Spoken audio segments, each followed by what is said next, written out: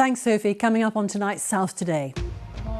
A missed cancer diagnosis, which then led to more invasive surgery and a 6-figure payout. 3 doctors said everything is fine. Silly me, I trust. A former Wiltshire GP who was struck off for having sex at his surgery faces new allegations. And who has won this year's BBC South's Unsung Sports Hero Award? Stay with us as we reveal our winner. She's so helpful, she's so kind, but she never looks for any recognition, you know, she's always just there.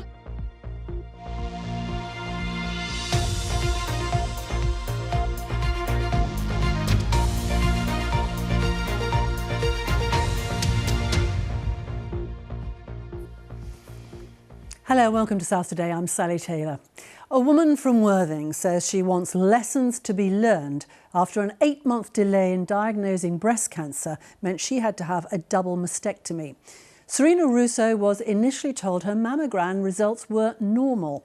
Her lawyers say the University Hospital Sussex Trust has agreed a 6-figure out-of-court damages settlement. Hannah Rowe has the story. A mother happy with her children. How could she possibly predict what was about to rip through her family's life? I remember asking him, but everything is okay? You sure everything is fine? Serena went to have a lump in her breast checked by doctors back in 2019. I go home after, I think so, a couple of weeks. I received a letter, said everything was okay. And I trust. If I'm honest with you, I trust. It was 3 doctors said everything is fine. Silly me, I trust. I said okay. And 8 months later, I touched myself and I found that the little lump was a little bit bigger. It came out, it was cancer. It was only Serena's perseverance and her experience of losing her own mum to breast cancer that made her push for treatment. The whole process has been a huge toll on this family. It was through lockdown. The first operation, they allowed me to stay there, but the second, the third, the fourth and the fifth, I wasn't able to stay with Serena. So I waited in a car park for about 25 hours or 2 days or so. And it was grim. It was grim because I wasn't, for the first time we weren't together, and she was facing this basically on her own, and so was I. In a statement, the Trust extended its sincere apologies to Serena and her family. They say they remain committed to improving services for patients and that they're increasing investment in staff and new technologies to enable faster diagnoses. The key finding was that the mammogram had been misinterpreted, which meant that there was something, an abnormality on the mammogram, which should have been further investigated, and it wasn't further investigated. That meant there was an 8-month delay in diagnosis. That meant that the treatment was more extensive and longer lasting than it should otherwise have been. Now we've finally got you back. Yes. And remember But she says it's vital. People of all ages must get tested and trust their instincts if they feel something is wrong. For me, it was feeling treated as silly person, when in reality I was not. But I know a lot of women maybe is a little bit more reserved, doesn't want to go to the hospital or check the private part or show the breast. But it's so important because I am today here, but many women maybe is not here. I was Serena Russo speaking to Hannah Rowe. The BBC has learned of new allegations of misconduct by a former Wiltshire GP. Thomas Plimmer was struck off the medical register in May. He admitted he behaved inappropriately around women and had sex during working hours at his surgery. Matthew Hill has been speaking to one woman about her experiences. She doesn't want to be identified, and this report contains details of a sexual nature. Thomas Plimmer was struck off after having sex with multiple women at his GP surgery in Swindon. During a tribunal hearing, the former GP admitted sending explicit content to colleagues, having sex during working hours and behaving inappropriately around women. This woman, who was not party to the hearing, made contact with the GP on a dating app in 2017. He came in and pushed me up against the wall and he had his hands on my throat.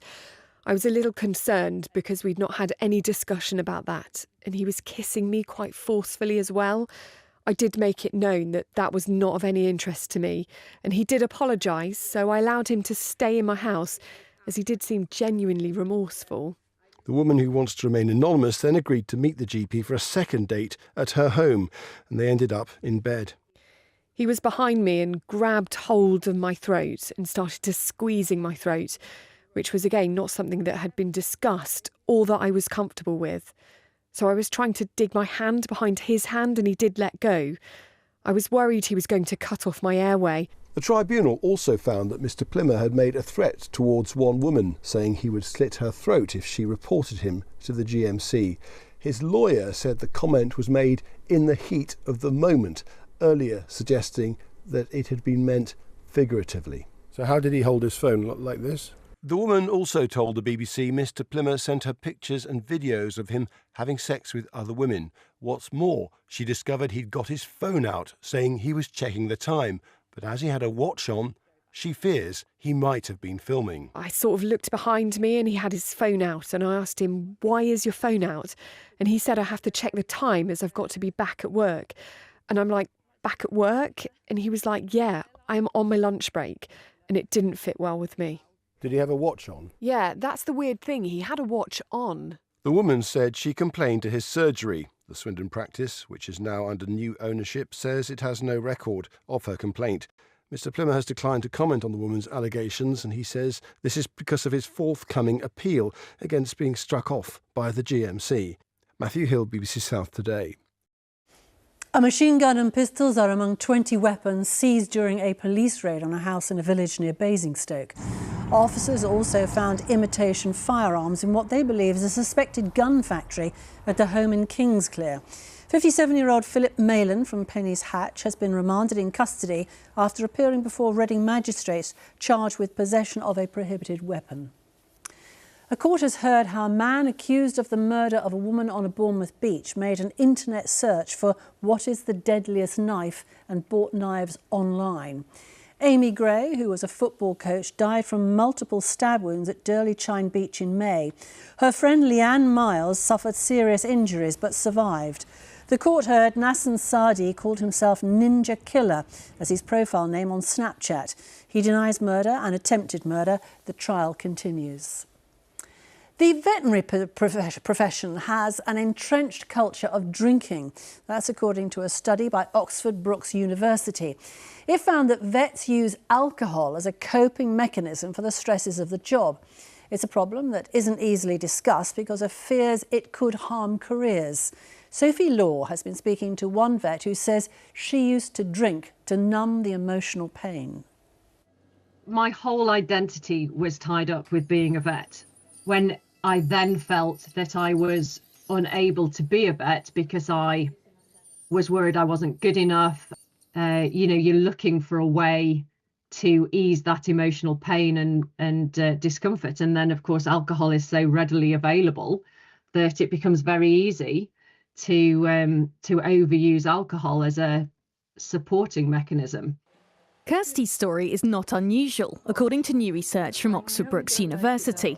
But she was too afraid to ask for help until she hit rock bottom. Got very drunk one night and hurt myself badly. And so I ended up needing to be hospitalised. And that was a real wake-up call to myself. And I knew if I carried on in that way, I would not be around for much longer. But the Brookes study found vets were worried that being honest about their stress and burnout would negatively impact their careers. We know that the veterinary profession is a very stressful job to do, and there are lots of challenges within that. There is lots of burnout within the profession and really high rates of poor mental health. Well, the results of this study really highlight that we need to be doing more to address the stigma associated with alcohol use. And that will enable people to have those open and honest conversations about how they are doing and mean that they can get the support that they need when they need it. In a statement, the Royal College of Veterinary Surgeons told us that seeking help for poor mental health or addiction is positively encouraged and would not in itself be a cause for disciplinary action. It also funds support through the charities VetLife and Vet Support. Kirsty is now practising part-time and focusing on more positive ways to de-stress. Just going for a walk in nature, noticing the beauty of nature, being with my loved ones, that really makes a difference. And that can be really hard if you're not feeling good. That report from Sophie Law. A Berkshire woman who saved her twin sister from a crocodile attack in Mexico has received a bravery medal from the King. Georgia Laurie from Sandhurst repeatedly punched the reptile in the face when it dragged her sister Melissa underwater as they swam in a lagoon in 2021. Both women were seriously hurt. Georgia has been awarded the King's Gallantry Medal in a ceremony at Buckingham Palace. A motorist who reached 130 miles per hour on a motorway in Sussex has been disqualified from driving. Stuart Chandler's McLaren sports car passed an unmarked police vehicle on the M23 near Crawley. The officer couldn't keep up with him until he reached traffic. The driver already had 9 points on his licence and was disqualified for 6 months and fined £2,500. Stay with us for Sport with Lewis and the winner of the Unsung Sports Hero Award, plus the weather with Alexis. And 80 years on, remembering the American pilots who gave their lives as part of the fight to free Europe.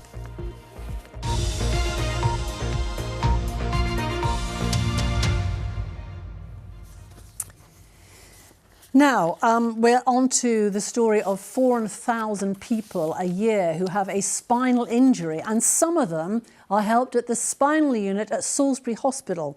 This week, of course, we've been behind the scenes, and in her final report, Sarah Farmer charts the differing needs of patients. While many have broken their backs, others need help for different conditions.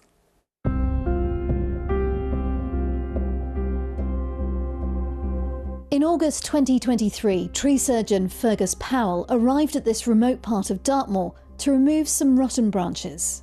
I started climbing, I went to the first branch and then I went to the next branch. I was hanging there for about a second and then I heard like a click or a clunk or something, and then I woke up on the floor. I didn't have any pain straight away. I couldn't even see, it was like everything was like fuzzy. I fell from just about 14 metres I think, which is way bigger than a two-storey house. Caroline Burson was just settling in for a family holiday in Cyprus.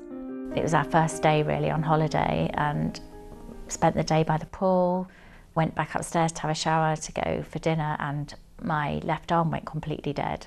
So I sat in a chair, waited for the taxi to come to take us to the hospital, and by the time the taxi arrived, I was completely paralysed from the neck down. Caroline was taken to hospital and underwent tests and CT scans. The doctor thought I had sunstroke. He said, "Oh, I've seen this before. You Brits come on holiday and sit in the sun and get sunstroke. You'll be fine in the morning." So he then sent me for an MRI scan and realised it was a lot more serious than he initially thought. Coming back from Cyprus on the air ambulance, it was horrible. My partner came with me. He thought it was great. "Look, we're getting in a Learjet." I'm like, "Yeah, great. You sit in a lovely comfy seat and I'll just lie here on the stretcher." But that was quite scary. Back in the UK, Caroline was told she'd suffered a spinal stroke. A clot disrupted the blood supply to her spinal cord.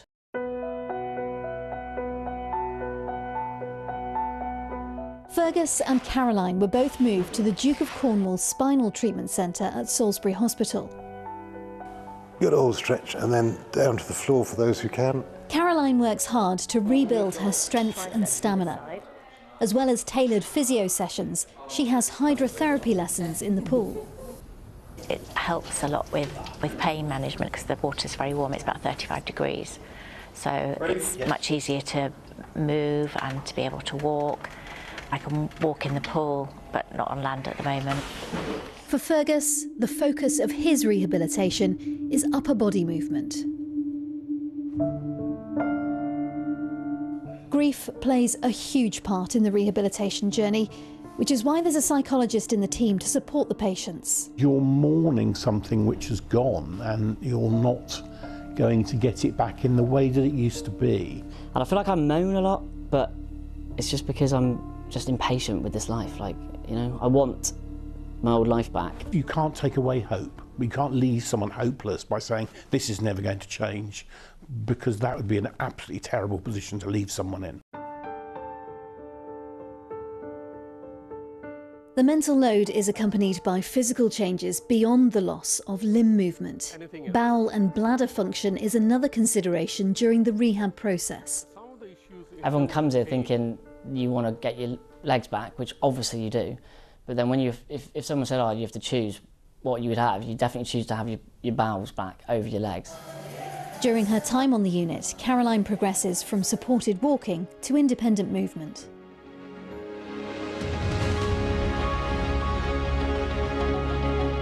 I was told there was no recovery, so 4 months into my injury and I did that. It was just unbelievable.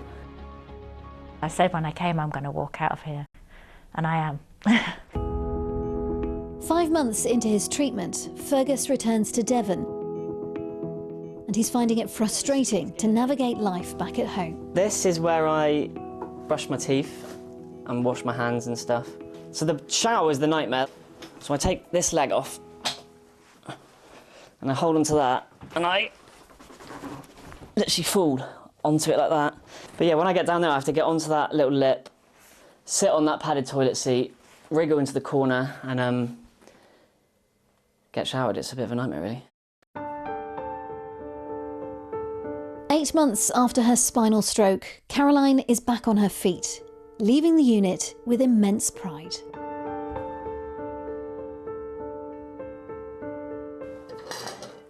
Fergus is now having private physiotherapy sessions. Although he has some sensation below the waist, his leg use is very limited, with no feeling or movement below the knee. A year on, Fergus finds the courage to go back to the site of the accident. Is it like that? Yeah, it's just It's that tree, isn't it?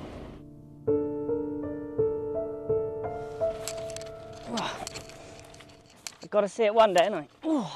It's poignant for Fergus to be back, but reflecting on such a pivotal moment in his life is something that he felt he needed to do. The helicopter came over and Darren was like, oh mate, the helicopter's here, and I seen it come over and I was like really happy. I mean, I was nearly crying this morning because it just felt like too much, but now I'm here, I mean, I feel quite sick. It's just weird, my whole life's changed now from that tree. Fergus is still grieving for his previous life, an obstacle faced by so many who use the unit. While their short-term work is done, the long-term challenges are the ones that patients have to work hard to adapt to. Sarah Farmer, BBC South Today. Great access for the spinal unit at Salisbury Hospital that we had. On to sport now. Lewis is here, and sport is about celebration tonight. It is. It's one of the best nights of the year. We're announcing the Unsung Hero Awards around the country, and it's time to find out whose ours is in the South. For nearly 4 decades, Jean Payton, come rain or shine, has given her time to volunteer at the Saltern Sailing Club in Lymington. Run by children with the support of adult helpers, the not-for-profit community hub has helped hundreds of young people develop their sailing and life skills. So when current Commodore 17-year-old Abby Wright nominated 90-year-old Jean, well, it was clear that there was a well-deserved winner of this year's BBC South Unsung Hero Award. Saltern's is home to me, really. It always has been. I learned to sail here when I was just about to turn 8 years old. It's a children's sailing club, which is run by children. It teaches you to sail, but it teaches you a lot about life lessons as well. I love it because, it's sheltered from all the wind. If it's a windy day, you can come here and it's a little bit less windy. Saltern's is a great place for having fun. Let's have a look. For nearly 40 years, Jean Payton has been the heart and soul of Saltern Sailing Club, helping over 800 children learn to sail. She just has that kind of understanding that every child doesn't come in with the same ability, but she just helps them be the best that they can. That's it. She just demonstrates that whole meaning of an unsung hero. She's so helpful, she's so kind, but she never looks for any recognition. She's always just there. When you're a kid and you're asked to write about your hero in class, mine's always been Granny, because she's just been such an inspiration. And it's so fun that she's been an inspiration to me as a granddaughter, but to so many people down here at the club. Communities need people like Jean, don't they? They do. She's been fantastic, and what a role model. I mean, the kids see her turn up without question, rain or shine. I mean, look at the weather today. She will come, whatever the weather, and she'll entertain. And she's great with the kids. She's really kind and caring. She taught me all the knots I know today, and she's always here at the club and helps everyone around. Jean is formidable. You wouldn't argue with her, absolutely not, because she's always right, and she's just the most fun, amazing person, and you can just see the children looking at her with so much respect when she's teaching them. Well, unbeknown to Jean, now it was the sailing club's chance to give back. Jean, surprise? Yes. This is the secret we've all been keeping from you, but this is to show you how much you're appreciated, your time, your commitment and your enthusiasm. And congratulations, you're this year's BBC South's Unsung Hero Award winner, Jean. Quite emotional, isn't it? Yeah, I did tear up in there when she got the award. I knew the club appreciated her, but it's nice to see her realise how much they do. Oh, wow. Just absolutely made up, absolutely made up. She looks so shocked, which is even better. But yeah, just lovely. Well done, Jean. There's always teachers and helpers down here, and you need the adults to keep the children safe. And to now have that recognition as an Unsung Hero Award, what does it mean to you? Totally surprised. But a nice surprise? Yes, it will be. It's nice if people appreciate it. Yeah, congratulations to Jean. It was a privilege to give her the award, and you can read more on the BBC Sport website. Now, after another defeat last night, it's just one win in 14 matches for Oxford United, a 2-0 defeat at fellow strugglers QPR. Thanks to a second-half Samfield double, means the U's are now just 1 point above the Championship relegation zone. They next face Sheffield Wednesday at home on Saturday. Elsewhere, Brighton are through to the knockout stages of the Women's League Cup after putting 6 goals past Bristol City, while it's the end of the road for both Southampton and Portsmouth as defeats see them finish in the bottom 2 of Group C. Yeah, it's just a great moment for Jean. And good luck for Tuesday. Oh, She's yes. now got a chance of winning the national award. Got everything crossed for Jean. Yeah. Now, there was a modest service in Newbury today to mark the 80th anniversary of a crash between 2 American bombers over Greenham Common in 1944. 16 airmen were killed. There's a memorial to reflect their sacrifice, but word of mouth and family history also ensure they're not forgotten. At today's ceremony, a young American woman was there to remember her great-grandfather. Joe Campbell reports. It was a day very much like today. Cold, damp, misty. The men whose journey ended here had set off from East Anglia. After bombing the railway yards at Kassel in Germany, they were forced to divert to Berkshire as the weather closed in. Approaching Greenham, 2 aircraft collided and ploughed into the ground. Incredibly, the 2 pilots of the second B-17 managed to bail out of their stricken aircraft. But for the other 16 American aircrew, there was to be no escape. Second Lieutenant Charles Crooks was killed in action on 15 December in England. Pilot Charles Crooks' family still have the telegram that brought news of his death 2 weeks later. This, of course, is my grandfather. This was one of the crews. That's him right there. I don't know how my grandmother processed and survived, that trauma of her husband being killed and about to give birth to their child. It just must have been awful. Today, the B-17 bomber crews were remembered, along with soldiers who died in a glider crash here just days before. Lieutenant Crook's great-granddaughter first came here aged just 9. It was a visit that sparked a lifelong interest. Today she's a curator at the Aviation Museum at Pearl Harbor, the attack that brought America into the war. I've talked to many, many individuals who do not know where their loved ones are. They are still missing in action. And I'm so very, very grateful to know where my great-grandfather was, what happened to him. I don't take that lightly, so to remember is the most important. When you go home, tell them of us and say, For your tomorrow, we gave our today. Joe Campbell, BBC South Today, Greenham Common.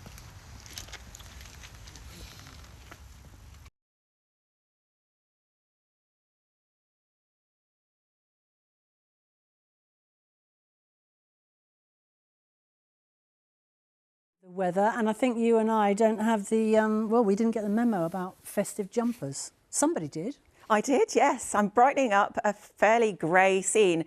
Now, through the course of today, we've had a fair amount of cloud. We will show you the weather graphics very shortly. They are coming. So we've got some cloud out there at the moment. A lot of cloud is basically stuck under this area of high pressure, the anticyclonic loom that we've had. So through the course of tomorrow, lots of cloud, perhaps some patchy rain for some as we head through the course of the afternoon. Lots of cloud overnight tonight. Drizzle is a possibility. There could be one or two clear spells here and there. And as we head through the early hours of the morning, we are looking at some mist and fog patches developing as well. Temperatures will fall away to around 5 to 6 Celsius. Now, through the course of tomorrow morning, lots of cloud can be expected during the course of the day. There will be perhaps a little bit of brightness breaking through for some, hazy sunshine, but for many, we're going to see a lot of cloud once again. Mist and fog could linger throughout the day, and patchy rain is a possibility for western areas as we head through the afternoon. Temperatures tomorrow will reach a high of between 7 and 9 Celsius, which is around the seasonal average, very similar to recent days. So it was a cold feeling day with all that cloud, cold under the cloud, perhaps a little bit of brightness breaking through at times. Here's the coastal forecast. Tomorrow on the inshore waters, the winds are east or northeast 2 to 3, becoming variable 3 or less, then west to northwest 3 to 5. The sea state is smooth or slight and the visibility is good, occasionally moderate. Large areas of cloud tomorrow night, but we see a change. The winds start to increase. Patchy rain will move southwards. This is a cold front gradually moving its way southwards. Behind it, brighter skies, but still a lot of cloud to start the day on Saturday with some patchy rain and a low of 2 to 3 Celsius. So we could potentially, away from that rain, see maybe a touch of frost under the clearing skies. That cloud will clear southwards first thing on Saturday morning. So a grey start for many with some outbreaks of rain, but an improving picture. Finally, the breeze starts to pick up, clearing that cloud cover away, and we'll see brighter skies develop during the course of Saturday. So an improving picture through Saturday. A bright start to the day on Sunday, but as we head through the course of the day, it will cloud over and there will be some sunshine with areas of cloud as we start next week, and temperatures will start to rise. Sally. Thank you very much. Very nice next to the tree. Thank you. Travelling by train at Christmas, you better watch the programme tomorrow. There's some serious disruption afoot. Thanks for watching. Bye-bye. Good night. Good night.